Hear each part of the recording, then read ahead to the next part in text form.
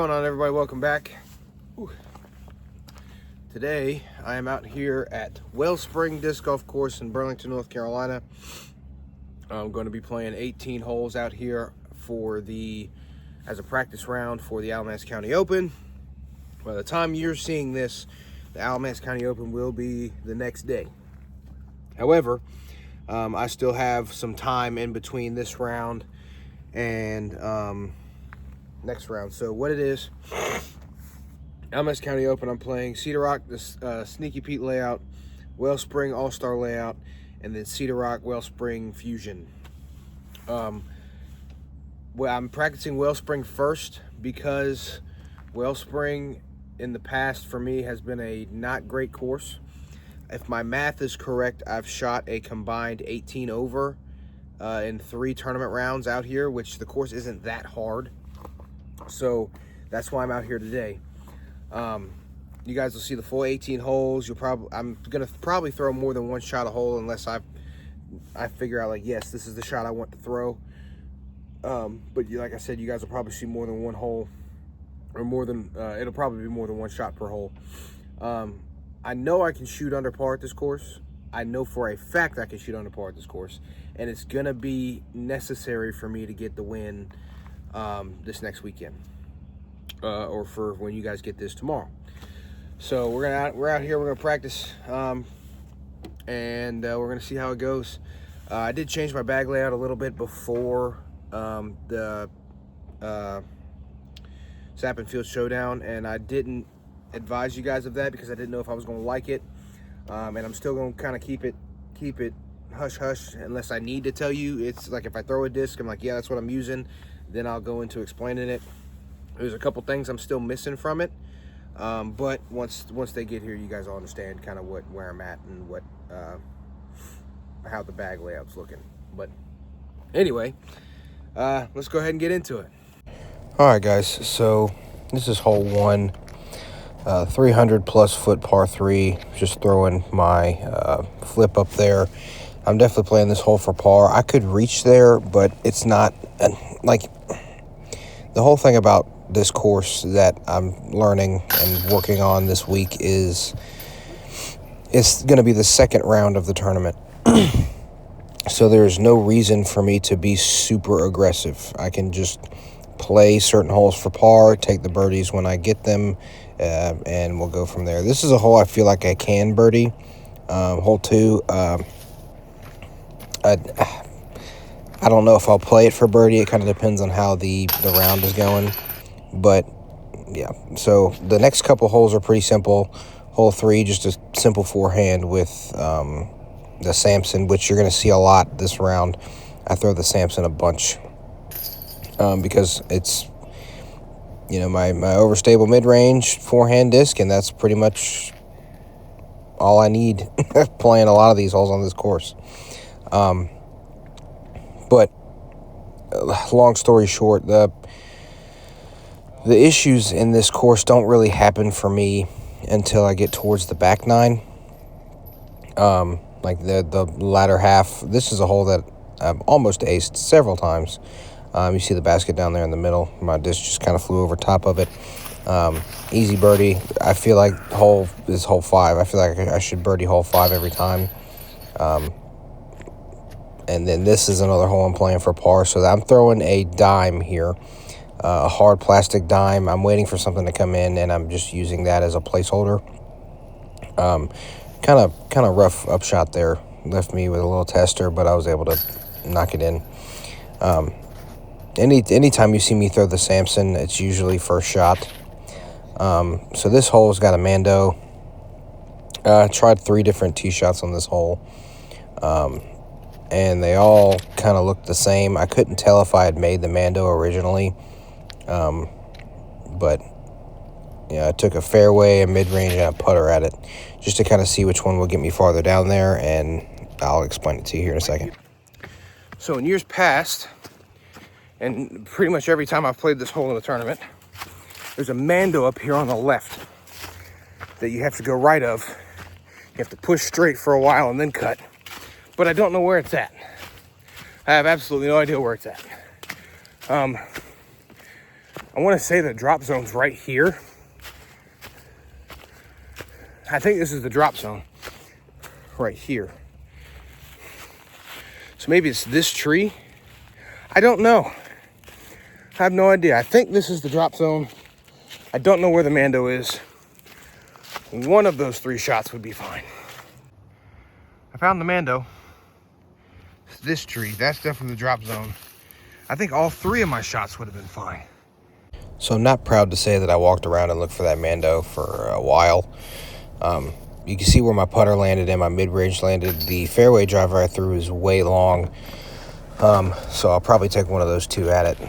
This is another fairly simple hole.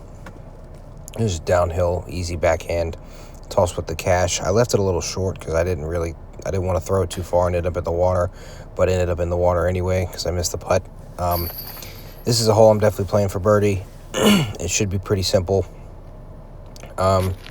This hole right here, another pretty simple par 3. I should be able to play this one for birdie as well. I just have to hit the gap up there, which with the Samson isn't too hard. I just missed the putt.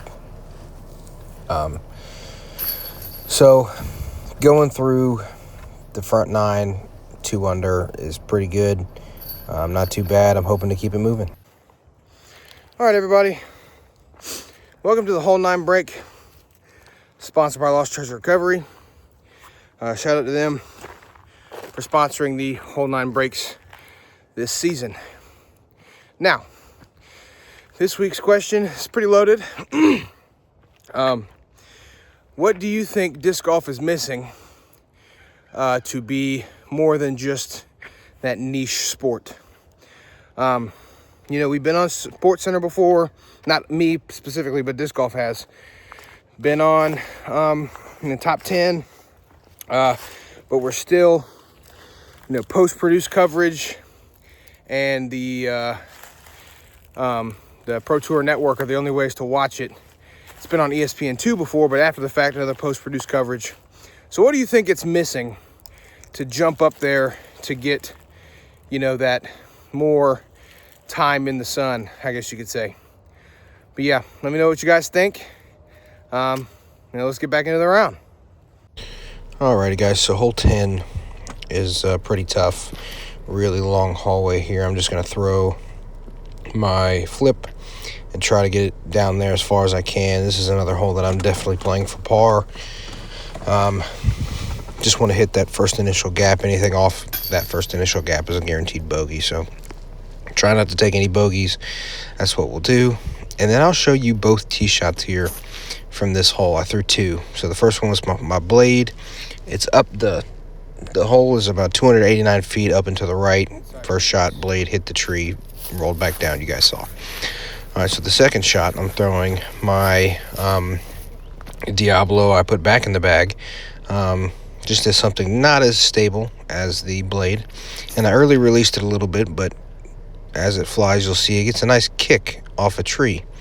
Yeah.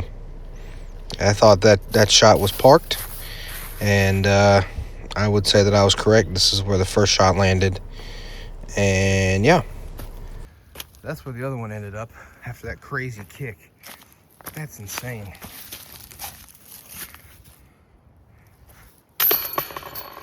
Now for the tournament, I'll probably still use the blade because I think it's the correct disc. I just got lucky with the Diablo. But this is what I mean by throwing multiple shots per hole, just to try to see which disc is correct here. Hole 12 is another hole I could birdie, but I'll probably end up playing for par. Hole 13, pretty simple forehand shot. Just got to get it through the gap. We'll stand still with the Samson. Another simple birdie. Where this hole gets you is if you get off the fairway. Most of these holes, if you get off the fairway, it can get pretty rough. Now this hole, I don't like at all. This is a hole I'm definitely playing for par. It's up a hill in between those 2 trees. You have 2 small gaps to throw through. So I threw both my flip and my yeet as a tomahawk, and they both ended up about the same spot, just about 50 feet apart from each other. Another hole I'm playing for par. I'm not really worried about it. This is a pretty tough hole. Need to get really right, really quick. That was probably the best shot I've ever had on this hole. with the blade. That's probably as close as I can get without really trying to push it and giving myself an opportunity to make a mistake. So this is probably another hole I'll be playing for par, just trying to get out there into the open and make a play. Now this hole I hate. I hate this hole with everything in my being. Last year I played this hole, smacked off to that first tree, ended up taking a double bogey, and the biggest thing here is getting out of the gap. And even when you get out of the gap, the green is, I know the camera doesn't do it justice, but it's very downhill, so another hole I'm playing for par. Now this hole, I didn't really need to throw more than one tee shot because I know what I'm throwing out here. I'm just taking a tomahawk. It's par 4, only par 4 on the course, throwing it down there. Throwing my blade at a little bit of a flex, just missed that tree. Was able to get all the way down. It's a great shot. And I got this for birdie. I'm able to cash it in. So this next hole, it'll be a pretty easy representation of why I wanted to put the Diablo back in my bag. So a little standstill with it, got a little turn out of it, flew pretty straight. Tossing it down there where that basket is. Now if I would have thrown my my Samson, it would have been short, but that's a perfect shot. So all right guys, that's gonna do it for today's video. I know you saw my score throughout the front 9 and back 9. I kind of did the same thing when I went and played the Sappenfield course as a practice round, where I took my no more than 2 or 3 shots off the tee just to try to figure out what disc was the correct shot, and then I played from that correct shot. I didn't do it every hole, obviously, but there was a good few where I did. And that number, when I told y'all last week, I'll just, matter of fact, just roll the clip. I told myself I have a mental goal for tomorrow, but it's not like a huge, like I have to do this or I'm gonna feel awful. That number that I come up with at the end of the round from UDisc and playing the correct shot is me playing smart. And that number is the goal for the round when I come out and play in the tournament. Now, it's a little different because you've obviously got different conditions and stuff. Today, relatively warm, about 50 degrees. Feels pretty nice out. But for the tournament, it could be different. Also, this is not a course to attack on. It's the second out of 3 courses of the tournament that I'll be playing. And it's not necessarily, there's no reason for me to shoot for that number. I mean, yeah, it'd be nice if I had, got 5 down out here. I think that would skyrocket me in the standings, but I don't think it's necessary. So playing Wellspring, depending on how I do at Sneaky Pete, which I'm hoping to be within the top 5, playing Wellspring is just to keep me in striking distance. So I'm not gonna attack things. I'm just gonna play smart, play my holes that I have designated for par, try not to make any stupid mistakes, and go from there. But yeah, thank you guys so much for watching. If you like that, like, comment, subscribe, ring the notification bell. Post every Friday. You don't miss next week's post, and we'll see you next Friday.